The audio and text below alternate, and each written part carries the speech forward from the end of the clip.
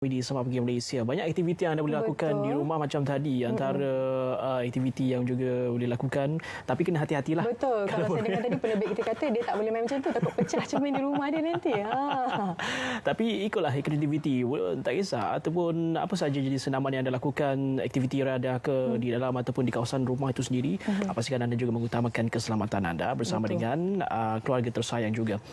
Okey, waktu ini kita nak berikan tumpuan berkenaan dengan Persatuan Bulan Sabit Merah Malaysia, merupakan salah satu lagi agensi yang memang aktif pada waktu ini dalam kita menangani gejala ataupun wabak COVID-19 di seluruh negara. Peranan mereka itu sendiri penting dalam memberikan kesedaran, memberikan juga bantuan dan sebagainya kepada masyarakat awam. Jadi lebih lanjut kita bersama dengan Tuan Haji Hakim Haji Hamzah, Bendahari Kehormat Kebangsaan Persatuan Bulan Sabit Merah Malaysia PBSMM. Selamat pagi Tuan Haji. Selamat pagi. Okay, terima kasih kerana telah menjadi sukarelawan sepanjang kita menangani wabak COVID-19 ni. Dan mungkin pertama sekali Tuan Haji boleh ceritakan tentang keadaan situasi semasa dan gesaan untuk patuh terhadap perintah PKP ni buat masa sekarang. Kita perlu memang pentinglah patuh dengan arahan PKP ni kerana jika kita banyak bergerak, banyak kesana kemari, mengadakan perkumpulan beramai-ramai, kebarangkalian jangkitan penyakit tu akan meningkat. Jadi kita nak putuskan jaringan ataupun rangkaian jangkitan ini dengan tinggal di rumah, kurangkan perjalanan keluar rumah. Kalau nak beli barang tu kalau boleh order online. Sekarang ni banyak perkhidmatan untuk kita order di atas talian. Jadi pelbagai barangan boleh dibeli. Baru-baru ni pun saya ada pengalaman nak cari susu anak ni di kedai. Banyak kedai yang habis. Jadi buang masa je pergi dari kedai ke kedai kan. Tapi bila isteri saya buat tempahan secara atas talian melalui Shopee ataupun Lazada, kejap je dua-dua pembekal dapat menghantar dengan agak segera. Tanpa keluar rumah tanpa keluar rumah. Jadi kita dengan duduk di rumah ni bukan saja kita dapat membantu memutuskan rangkaian jangkitan, tapi selain daripada itu kita dapat memanfaatkan lebih masa bersama keluarga. Kerana maklumlah bila ada keluarga yang ibu bapanya kedua-duanya bekerja, mungkin masa yang dapat diluangkan dengan anak-anak tu amat berkurangan. Jadi ambillah manfaat ini bila dapat duduk di rumah, luangkan masa bersama-sama anak-anak. Kalau kita lihat juga peranan PBSMM dalam kita menangani COVID-19 di negara kita agak aktif juga pada waktu ini, ataupun banyak juga tampil agensi ataupun NGO yang tampil memberikan bantuan kepada frontliner.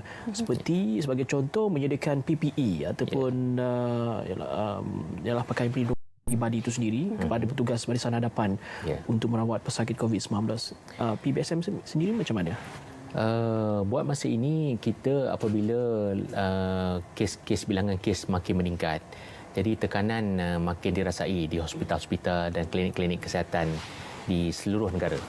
Jadi tempoh masa untuk mendapat bekalan daripada luar, terutamanya dari negara China, mengambil masa yang agak panjang. Ditambah pula dengan apabila kes-kes meningkat di Eropah dan di Amerika Syarikat, jadi permintaan tu meningkat. Jadi kita berlumba-lumba untuk mendapatkan barangan PPE ini. Jadi untuk itu ahli-ahli Bulan Sabit telah mengambil inisiatif untuk membuat sendiri di rumah, menggunakan bahan-bahan seperti plastik, velcro dan sponge untuk membuat face shield sebagainya. Yang kami telah buat setakat ini melebihi 30,000 face shield di seluruh negara. Kita edarkan kepada hospital-hospital, kepada klinik-klinik kesihatan, juga kepada petugas-petugas yang membuat roadblock, sekatan-sekatan jalan seperti polis, angkatan tentera, bomber dan sebagainya, agar mereka dapat menggunakan alat ini untuk melindungi diri mereka dan mengurangkan kebarangkalian jangkitan. Selain daripada itu, ada juga ahli-ahli kami di Sabah, di Kelantan yang mengambil inisiatif untuk berhubung dengan pihak hospital untuk mendapatkan spesifikasi PPE yang perlu ada untuk mereka guna, yang sesuai untuk digunakan. Kerana ada juga laporan yang PPE yang dibekalkan mungkin tidak mencapai tahap keselamatan yang diharapkan. Jadi ini adalah penting dengan mendapatkan spesifikasi yang betul. Jadi macam di Kuantan tu pihak hospital membekalkan bahan mentahnya. Okey. Jadi ada ahli-ahli yang mengambil inisiatif untuk menjahit. Ada juga yang bekerjasama dengan pihak penjara untuk menjahit bahan-bahan PPE ini supaya bekalan mencukupi. Kita punya petugas-petugas di Barisan Harapan akan terlindung dan selamat dan tidak terdedah kepada jangkitan. Dan setakat ini ahli-ahli PBSM adakah mencukupi bagi membantu menjadi sukarelawan dalam wabak COVID-19 ini?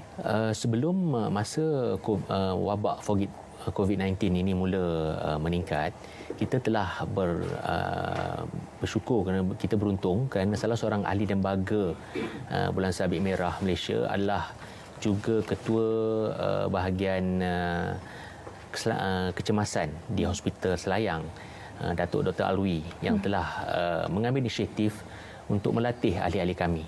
So kami telah sempat mengadakan latihan di utara, di Kedah, di Kuala Lumpur, di tengah dan juga di Johor Bahru, di selatan. Dan sebanyak kira-kira 175 orang ahli telah kami latih untuk bagaimana teknik-teknik untuk menangani mangsa-mangsa ataupun pesakit-pesakit COVID-19 ini. Supaya kita dapat tahu apakah langkah-langkah keselamatan yang dapat perlu diambil supaya tidak terdedah kepada jangkitan. Kerana yang penting sekali kita perlu menjaga keselamatan diri kita dulu sebelum kita dapat membantu orang lain supaya kita tidak membahayakan diri kita yang akan secara lanjutnya membahayakan orang lain.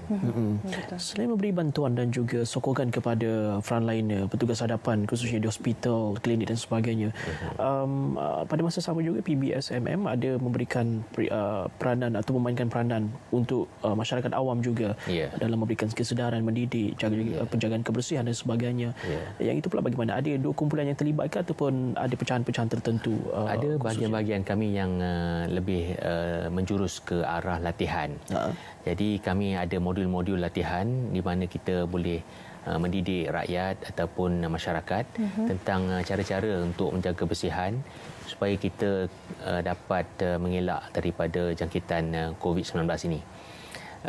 Selain daripada latihan-latihan yang dilakukan di seluruh negara, kami ada juga menjalankan kempen-kempen derma darah di Kelantan, di Perak, Kedah dan juga Sarawak, di mana kami telah dapat meraih melebihi 700 pain darah. Kerana dalam masa PKP ini mungkin kurang pergerakan, jadi mungkin kurang aktiviti pendermaan darah. Jadi ini juga perlu kerana keperluan darah ini berterusan. Jadi kami telah menjalankan kempen ini dan dapat membantulah kepada mangsa-mangsa ataupun pesakit-pesakit yang memerlukan darah. Dan kawasan yang menjadi tumpuan pihak PBSM di mana?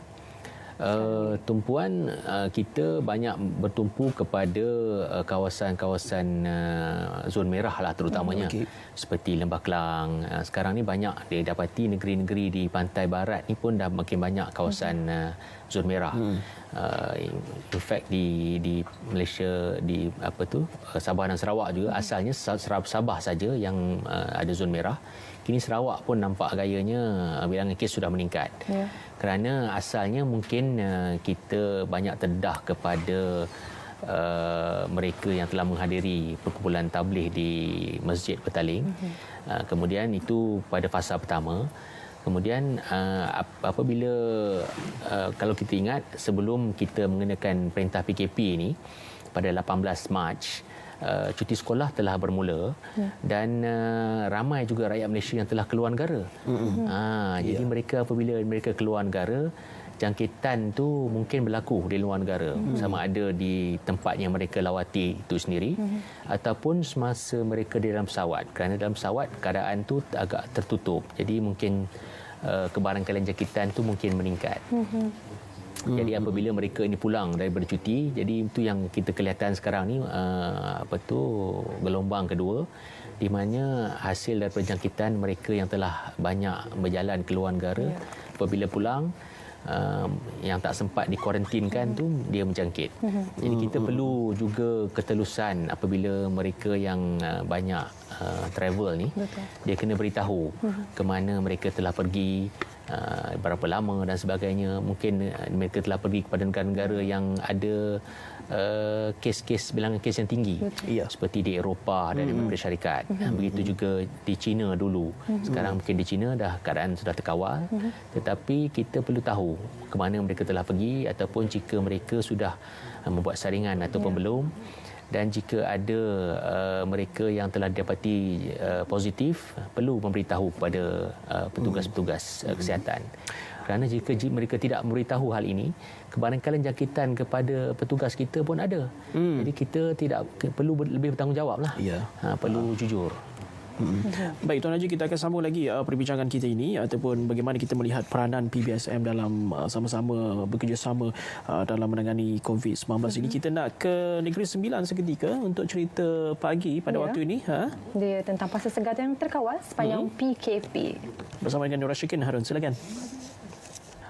Baik, setiap hari juga kami bawakan pada anda perkembangan COVID-19 bersama dengan Menteri Kesihatan Yang Berhormat Datuk Seri Dr. Adam Baber di talian sudah pun bersedia bersama dengan kita. Selamat pagi, Dr. Yang Berhormat Datuk Seri. Lama terputus pula. Tak apa, kami akan cuba hubungi seketika nanti bersama dengan Yang Berhormat Datuk Seri Dr. Adam Baber, Menteri Kesihatan, berkenaan statistik terkini COVID-19. Baik, kita sambung kembali bersama dengan Tuan Haji berkenaan dengan peranan PBSMM ini dalam menangani COVID-19 juga. Adakah waktu ini terbuka untuk mereka yang tampil sukarela bersama-sama dengan PBSM juga dibuka ataupun hanya khusus kepada ahli yang aktif saja dalam kerja-kerja kemanusiaan pada waktu ini? Penyertaan dalam PBSM dibuka. Kita sentiasa membuka, terutamanya jika mereka ingin menjadi ahli. Kita amat menggalakkan kepada rakyat yang ingin turut sama membantu di dalam kita menangani kes COVID-19 ini. Kerana kita perlukan banyak tenaga kerja, bukan saja di Barisan Hadapan. Yang Barisan Hadapan tu kita ada yang dah terlatih seramai 175 orang. Tetapi kita juga perlukan sukarelawan seperti yang disebutkan tadi dalam membuat bahan-bahan PPE dan sebagainya. Sama ada yang dibuat di rumah ataupun dibuat di pusat-pusat ibu pejabat kami di negeri-negeri. Kita perlukan kaki tangan supaya proses ini dapat dipercepatkan. Kerana kita nak pastikan yang bekalan ini mencukupi di hospital-hospital dan di klinik kesihatan. Selain daripada itu, kita juga menangani masalah mereka yang terkesan dengan PKP ini. Kerana apabila PKP dikuatkuasakan, ada juga yang tidak dapat keluar mencari nafkah. Ada yang tidak dapat keluar berniaga, ada yang bekerja mendapat gaji harian. Jadi mereka ni amat terkesan. So apabila mereka tidak dapat menjaga pendapatan, menjadi masalah untuk mereka menyara hidup keluarga dan memberi makan kepada ahli keluarga.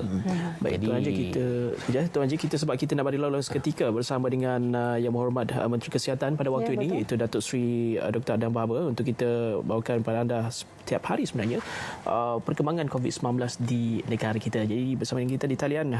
Hello, Datuk Seri. Ya, hello. Ya, Datuk Seri.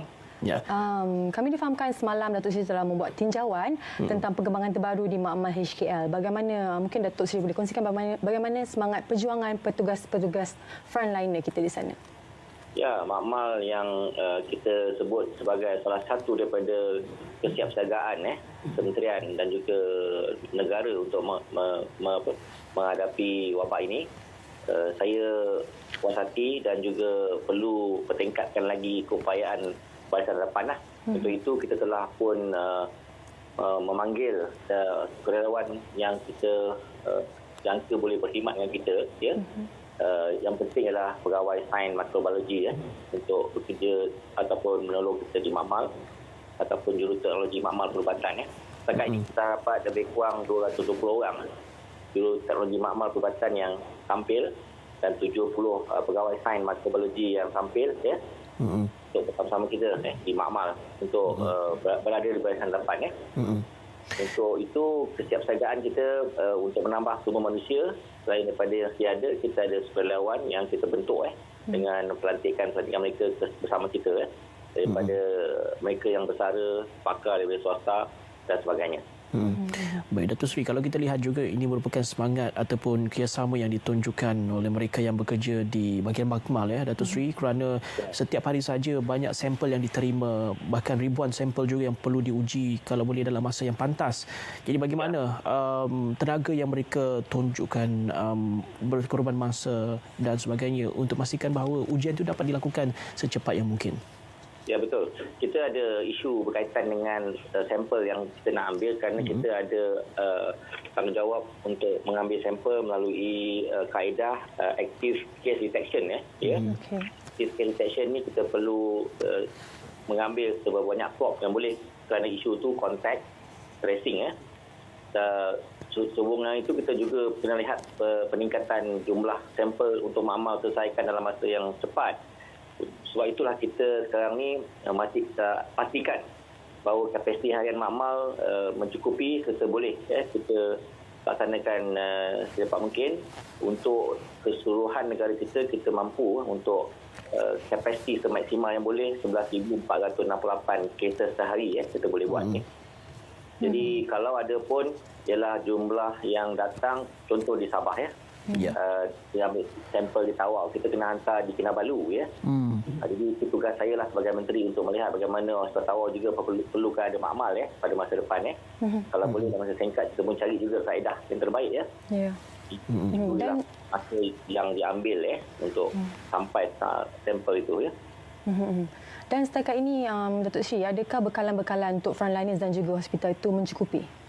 Ya, kita dah siap siaga lama dah ya untuk membekalkan peralatan-peralatan dipanggil PPE ya. PPE ni bukan satu komponen, dia banyak komponen Ada face mask, dia ada goggle, dia ada face shield, dia ada head cover, dia ada gown, apron dia ada cover shoe, dia ada jumpsuit serta glove Jadi kita dah agih-agihkan ke hospital. Ada setengah hospital yang fully utilized dah cepat habis Jadi kita segera menggunakan stok kita yang kita telah siapkan barang tu untuk hantar dengan lebih cepat yang boleh. Dan kita juga melihat bahawa di kala kita berhadapan dengan wabak ni ada inovasi-inovasi daripada individu di hospital yang bagus kita setarakan Contoh mereka membuat face shield sendiri menggunakan plastik dan juga beberapa peralatan yang boleh mengikat di kepala contoh Baik, terima kasih Datuk Seri untuk perkembangan semasa itu. Seperti biasa kami juga akan hubungi Datuk Seri Dr. Adam Babar setiap hari untuk kita dapatkan statistik terkini COVID-19 dan juga perkembangan terkini. Terima kasih Datuk Seri di talian. Baik, kita masih bersama dengan Tuan Haji Hakim Haji Hamzah, Bendahari Kehormat Kebangsaan Persatuan Bulan Sabit Merah Malaysia. Kalau tadi kita lihat Tuan Haji ada mengatakan kepada mereka yang berminat ataupun sukarelawan yang ingin tampil masih lagi sentiasa dibuka sebenarnya untuk sama-sama membantu dalam misi kemanusiaan Persatuan Bulan Sabit Malaysia sendiri. Kalau saya lihat di laman Sesawang ataupun di website itu sendiri ada kempen #Response Malaysia. Mungkin itu juga merupakan salah satu inisiatif yang dilakukan pada waktu ini. Bagaimana? Ya, apabila bilangan kes COVID-19 ini semakin meningkat, kami telah melancarkan kempen Response Malaysia dengan kerjasama Kementerian Kewangan, di mana kita cuba meraih dana supaya dapat membantu menampung kerja-kerja membantu membasmi COVID-19 ini. Jadi apa yang telah berlaku ialah pada mulanya kami telah mendapat sokongan yang baik daripada Exim Bank yang telah memberikan sumbangan sebanyak RM1 juta.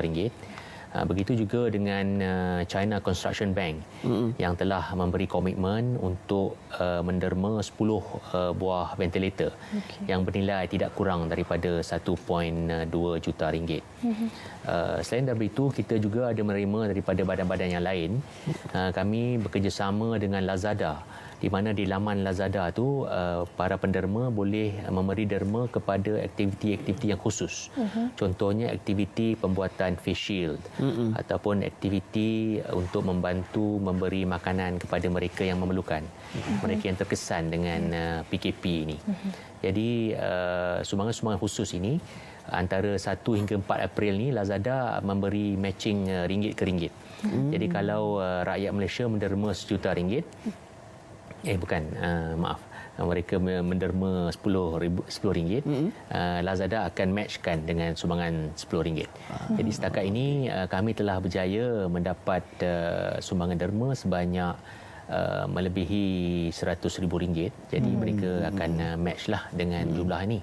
Begitu juga saya ingin mengucapkan terima kasih kepada Petronas Dagangan Berhad yang telah sudi memberi derma dalam bentuk tunai dan juga mata settle.